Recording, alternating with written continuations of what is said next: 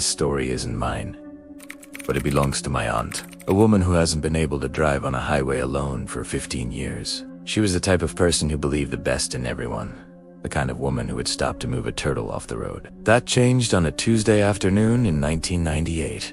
She was driving along Interstate 40, heading west towards Nashville to visit us for the holidays. It was broad daylight, maybe 3 in the afternoon, clear skies. She saw a man walking on the shoulder of the highway, carrying a red gas can. He looked decent enough clean cut, wearing a college sweatshirt and jeans. He didn't even have his thumb out. He just looked defeated, trudging along towards the next exit, which was miles away. My aunt, being who she is, pulled over. When I got in, he was incredibly grateful. He introduced himself as Michael. He told her his car had sputtered out about 5 miles back, and he was embarrassed because he was on his way to propose to his girlfriend and had forgotten to fill up the tank in his nervousness. My aunt laughed, charmed by the story. She told him he was lucky she came along because the next gas station was UN for another 20 miles. They spent the next 30 minutes chatting. He was articulate, funny, and polite. He asked her about her job, her kids, and where she lived. She felt completely at ease, even sharing photos of her family she had in her purse. When they finally reached the gas station, he insisted on buying her a coffee to say thank you. She declined, saying she needed to get back on the road. He shook her hand, looking her dead in the eye with a warm smile, and said, "You're a good person. The world needs more people like you." She drove away, feeling great, that warm glow you get from helping a stranger. She arrived at our house that evening and told us all about the nice young man named Michael. She helped. The next morning, my dad was reading the newspaper at the kitchen table and his face went ash white. He told my aunt to come into the room. On the front page was a mugshot of the man she had picked up. His name wasn't Michael. He had escaped from a minimum security holding facility 2 days prior. But that wasn't the part that made my aunt throw up. The article said he had been arrested late last night at that same gas station. He had carjacked the next person who stopped for him, a man in a pickup truck. He had beaten the man nearly to death and stolen his wallet. When the police interrogated him, they asked him why he let the woman in the blue sedan go, referring to my aunt since. The gas station attendant saw him get out of her car. He looked at the officers and simply said, "She looked too much like my mother." I couldn't bring myself to hurt her, but I made sure to memorize her license plate, just in case I ever changed my mind. My aunt sold her car a week later. She never told us what kind of car she drives now, and she never stops for anyone.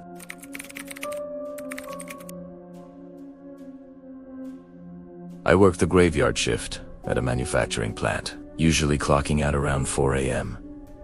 The drive home is about 45 minutes through heavily wooded backroads in Oregon. It's the kind of darkness where your high beams barely cut through the fog. I've driven this route 1,000 times, so I usually run on autopilot. But this specific night, something snapped me out of my trance. I saw a figure standing under the lone street light at the intersection of County Road 9. As I got closer, I saw it was a woman. She was wearing a white dress that looked far too thin for the freezing temperature, and she was standing perfectly still, facing the woods, with her back to the road. It was bizarre, but I thought maybe she had crashed her car down the embankment. I slowed down and rolled my window down an inch. "Miss, do you need help?" I called out. She slowly turned around. She was young, maybe early 20s, but her eyes were wide and unblinking. She didn't say a word. She just walked toward my passenger door. Against every alarm bell ringing in my head, Primera en locked Italiano. She got in, and the smell hit me instantly. It wasn't alcohol or perfume. It smelled like wet earth and copper. "Where are you going?" I asked, my voice trembling slightly. "Just drive," she whispered. Her voice was scratchy, like she hadn't used it in days. "Keep driving until I tell you to stop." I started driving. The silence in the car was suffocating. I kept glancing at her, but she was staring straight ahead, her hands gripping her knees so tightly her knuckles were white. About 10 minutes in, we passed a large lake. Suddenly, she started humming. It wasn't a song I recognized. It was a low, discordant tune that made the hair on my arms stand up. "Could you please stop that?" I asked nervously. She stopped abruptly and turned her head slowly to look at me. "Do you know how deep that lake is?" she asked. I I don't know. Pretty deep, I guess. It's deep enough, she said. Deep enough that nobody ever found him. My heart was hammering against my ribs. I realized I was locked in a metal box with a mentally unstable person. I saw her hands slide into the pocket of her dress. I saw the glint of something metallic. "Pull over," she commanded. Her voice had dropped an octave. It wasn't a request anymore. "There's nowhere to pull over here," I lied, pressing my foot down harder on the gas.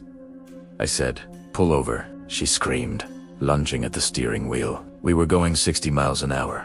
I fought her for the wheel, the car swerving violently across the double yellow lines. I slammed on the brakes as hard as I could. The sudden deceleration threw her forward against the dashboard since she wasn't wearing a seatbelt. She hit her head hard and slumped back, dazed. I didn't wait. I threw the car into park, unbuckled, and scrambled out of the driver's side door into the night. I ran back up the road, fumbling for my cell phone to dial 911. I watched from 50 yards away as the passenger door opened. She stumbled out, holding a long, rusted pair of shears in her hand. She stood in the middle of the road, screaming at the top of her lungs, slashing at the air. She eventually ran into the woods before the police arrived. They searched the area with dogs but never found a trace of her. They did, however, find footprints leading down to the lake and a set of old tire tracks going straight into the water that looked like they had been there for years.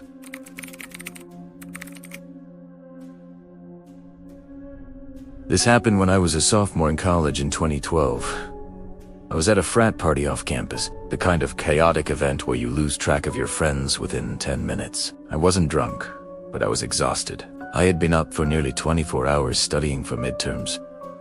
Before my friends dragged me out, around 2 a.m., I decided I'd had enough. My phone was dead, so I couldn't call an Uber.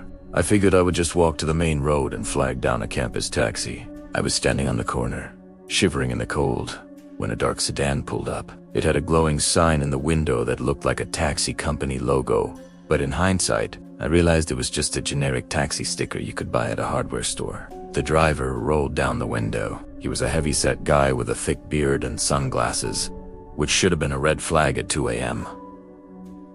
"Need a lift to campus?" he asked. "Yeah, dorms please," I said, relieved to get out of the cold. I hopped in the back. The car smelled overwhelmingly of vanilla air freshener, masking something else underneath. The child locks were engaged, which I didn't think much of at the time because some taxis do that to keep drunks from falling out. I gave him the address and leaned my head against the cool window, closing my eyes. I must have dozed off, because when I opened my eyes, we weren't on campus. We were on a dirt road, bumping over potholes. The street lights were gone, replaced by towering pine trees on either side. "Huh?" I said, sitting up. "Hey, you missed the turn. Campus is the other way." The driver didn't respond. He just reached over and turned the radio up louder. Static and heavy metal music filled the car. "Stop the car," I yelled, reaching for the door handle. It pulled, loosely. It wasn't just locked. The mechanism had been disconnected. Panic, cold and sharp, washed over me. I looked at the back of the driver's head. He was watching me in the rearview mirror, grinning. "Almost there," he grunted. I saw a small cabin coming up in the headlights. It looked abandoned, with boarded-up windows. I knew if he got me inside that house, I was never coming out.